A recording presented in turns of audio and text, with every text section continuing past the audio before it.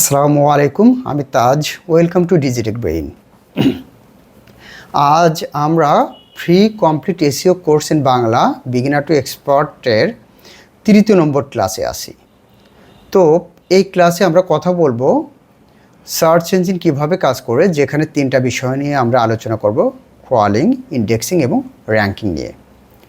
তো আপনারা জানেন, যেমন আমরা যদি যে কোনো একটা কিওয়ার্ড নিয়ে সার্চ করি গুগলে, বেস্ট রেস্টুরেন্ট ইন ঢাকা, তো হাজার হাজার লক্ষ লক্ষ পেজ আমাদের সামনে আসবে।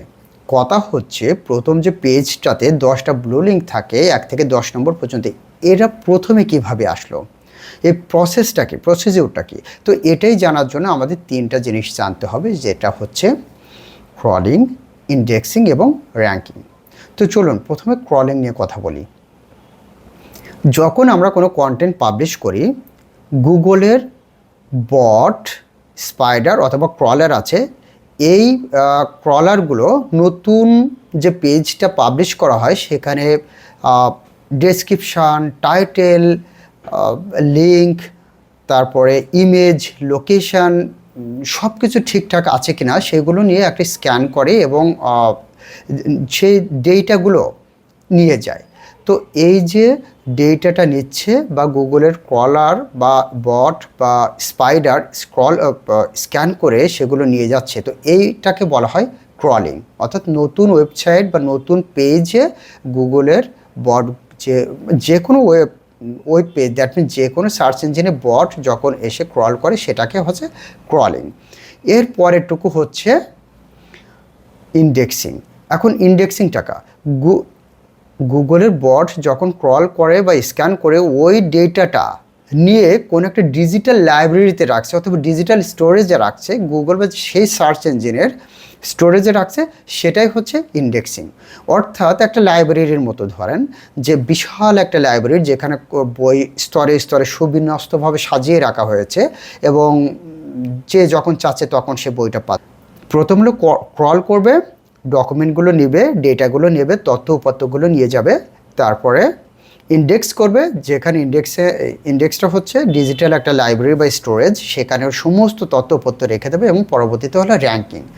র্যাঙ্কিংটা হচ্ছে গুগল যখন দেখবে, ক্রল এবং ইন্ডেক্স করার পরে গুগল যখন দেখবে ওই কিওয়ার্ডটা নিয়ে, বেস্ট রেস্টুরেন্ট ইন ঢাকা বা best coffee shop in Dhaka, ওই কিওয়ার্ডটা নিয়ে বা ওই পেজটা নিয়ে যা কিছু লেখা আছে সেটা গুগল সার্চ করবে, দেখবে যে কোনো ইউজার ওই রিলেটেড সার্চ করলে আসলে রিলেটেড জিনিস আসতেছে কিনা। হাইলি রিলেভেন্ট জিনিস যদি আসে বা তথ্য বা ইনফরমেশানগুলো যদি আসে, তাহলে কিন্তু ওই ইউজারের কাছে দেখানো হয়। তো সেখানে কিছু কিছু কাজ করে র্যাঙ্কিং ফ্যাক্টরের ক্ষেত্রে, যেমন ইউজার এক্সপিরিয়েন্সটা কাজ করে, ব্যাকলিঙ্কটা কাজ করে, মোবাইল ফ্রেন্ডলি ডিজাইন করা হয়েছে কিনা সেটা কাজ করে, পেজের স্পিডটা কাজ করে। যদি পেজ খুবই স্লোলি লোড হয় তাহলে কিন্তু সেটা গুগল খারাপভাবে দেখে এবং সেটা র্যাঙ্কিং করতে দেয় না। তো গুগলে আমরা জানি গুগলের মোর দ্যান 200 র্যাঙ্কিং ফ্যাক্টরস আছে। তো এইগুলোর মধ্যে আমি যেগুলো বললাম মেনলি ইউআই ইউএক্স, তারপরে কতটা স্পিডে যাচ্ছে, পেজটা স্লো কিনা, মোবাইল ফ্রেন্ডলি কিনা, কন্টেন্টের মান, তারপরে এসইও ভালোভাবে করা হয়েছে কিনা, সব কিছু মিলিয়ে গুগল আসলে র্যাঙ্ক করে।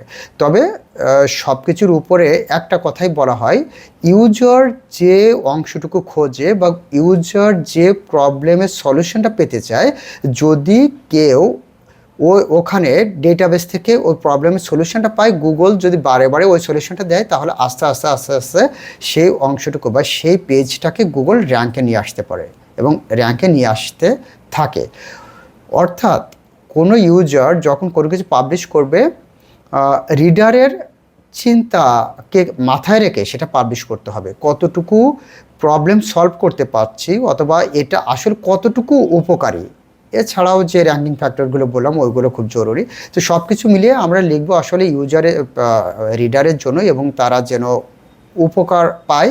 গুগল যখন দেখবে কোনো ইউজার বা রিডার উপকার হচ্ছে, তখনই সেটা আস্তে আস্তে সামনে নিয়ে আসবে। আর তাছাড়াও ওই ফ্যাক্টরগুলো তো আছে ইনশাল্লাহ। তো এইভাবেই মোটামুটি গুগলের আমাদের কোনো একটা কন্টেন্ট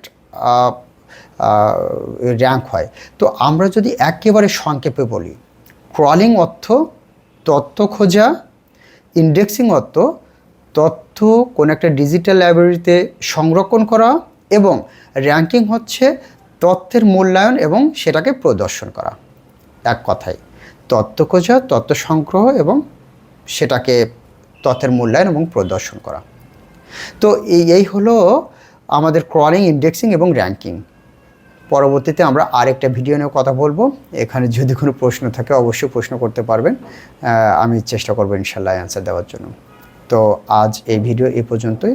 আসসালামু আলাইকুম।